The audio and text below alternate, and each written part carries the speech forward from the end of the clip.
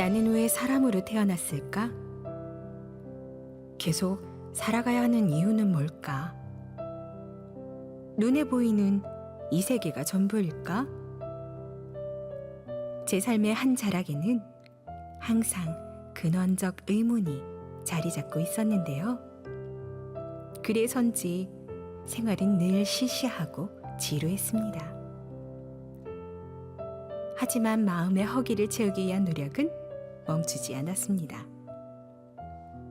22살 되던 해 드디어 길을 찾은 저는 큰 사찰에서 불교를 신앙하게 됐는데요. 그곳에서 나름대로 인생의 결론을 얻기도 했습니다. 저마다 지니고 있는 마음속 부처를 완성하기 위한 여정.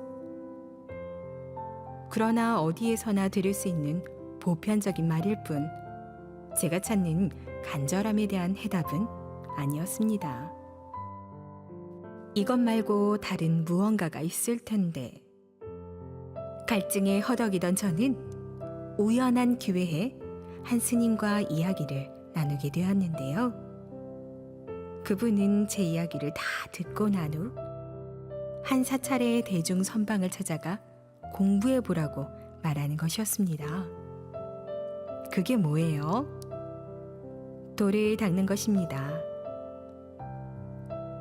스님의 대답에 정신이 번쩍 든 저는 내일 바로 가겠습니다 라고 말했는데요.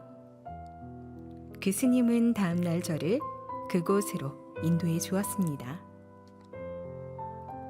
첫 법문 자리에서 들려주신 큰 스님의 말씀. 도 닦는 일 말고는 가치 있는 일은 아무것도 없다. 하늘을 덮을 만큼 복을 지어 칠보로 탑을 쌓아 올려도 하룻밤 선방 문고리 잡고 가는 것만 못하다. 큰 감명을 받은 저는 드디어 해답을 찾은 것 같아 뛸 듯이 기뻤는데요. 그때부터 상제님 진리를 만나기 전까지 금강경 독송과 법화경 베껴 쓰는 것이 삶의 낙이었습니다. 얼마 전 이것 말고 라는 갈급증이 시작될 무렵 상제님 진리와 인연이 닿았는데요. 불교 방송에서 법문을 듣다가 채널을 돌리던 중 우연히 상생방송을 발견하게 된 것이죠.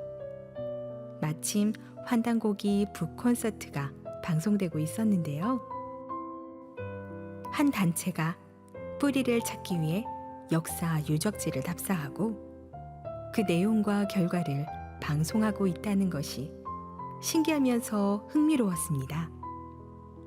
그날 이후 즐겨본 상생방송. 내가 이제 신도를 조화하여 조화 정부를 열고 모든 일을 도의에 맞추어 무궁한 성경의 운수를 정하리니 제 도수에 돌아 닿는 대로 새 기틀이 열리리라.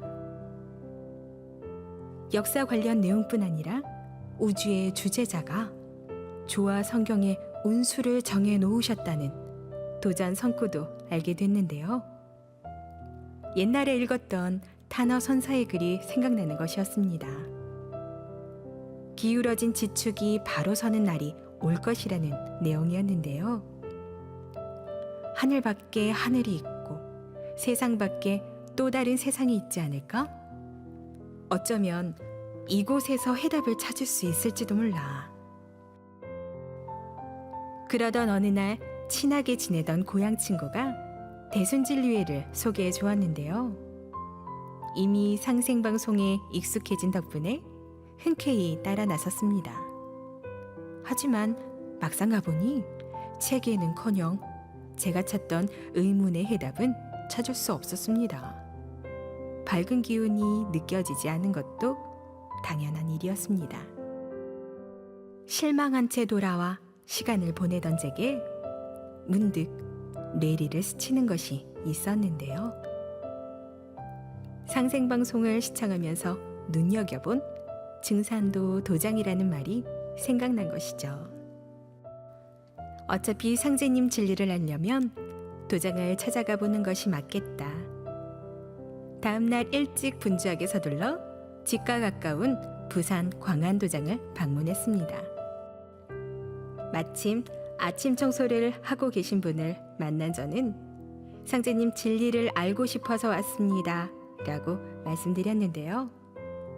그분은 친절하게 안내해 주셨습니다.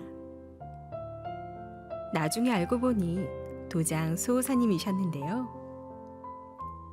도장 안은 잘 정리된 진리서적과 함께 태을주 주문이 힘차게 흘러나오고 있었습니다.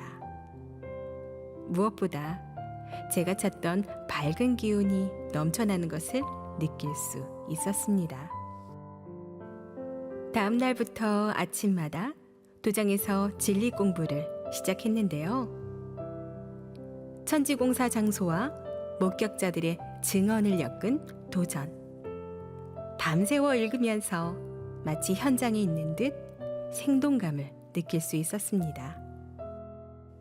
우주에 가을이 오고 있는 이때, 긴 시간을 돌고 돌아 상제님 진리에 안착했는데요.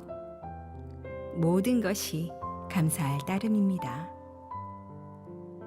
지난 삶을 돌아보며 서정주 시인의 국화 옆에서 시 한 구절을 되뇌어 봅니다.